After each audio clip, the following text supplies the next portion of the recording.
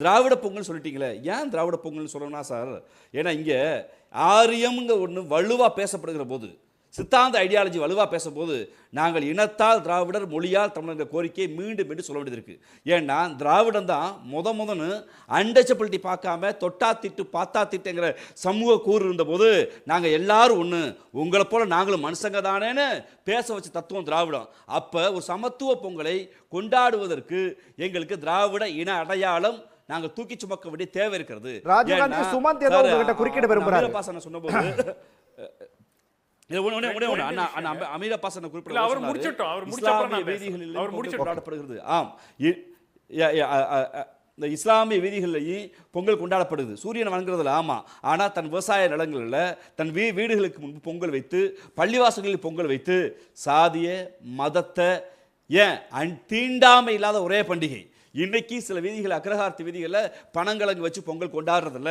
ஆனால் தமிழ்நாட்டு வீதிகள் எல்லா இடத்துலையும் பனங்கிழங்கு வச்சு பொங்கல் கொண்டாடப்படும். அதற்கான காரணத்தை ஆய்வாளர் மரியாதைக்கு பரமேஸ்வரர் குறிப்பிடுகிறார். பனங்கிழங்கு தீண்டாமை வடிவமாக பார்க்கப்பட்ட காலத்தில் தமிழர்கள் அதை உணவாக பார்த்த காலம்.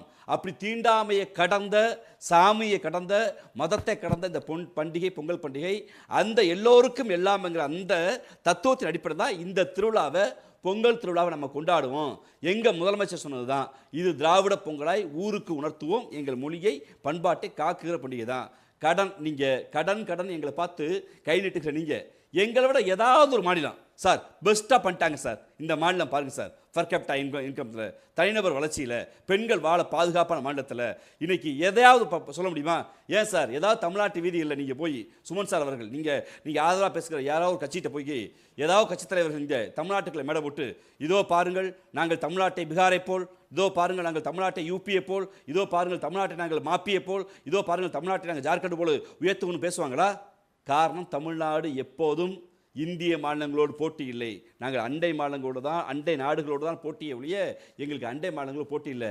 அவ்வளவு வளர்ந்த பண்பாட்டு கூறுகளால், தனி மனித வளர்ச்சியால், மனித சிந்தனையால், மாடு தத்துவத்தால் வளர்ந்து நிற்கிறோம் என்றால், திராவிட இயக்கங்கள் இங்கே வெல்ஃபேர் ஸ்கீம்ங்கிற பெயரில் மக்களுடைய முன்னேற்றத்தில் செலுத்தின கவனம் தான். அதில் அதிமுகவுக்கு பங்கு இருக்குன்னு தான் நாங்கள் சொல்கிறோம். இன்றைக்கி அதிமுக பாவம் ஐடியாலஜியை இழந்து பாஜக கூட்டணிக்காக மத வெறுப்பை ஊர் முழுக்க பேசுகிறாங்களேங்கிற வருத்தம் தான் இருக்க ஒழிய எங்களுக்கு.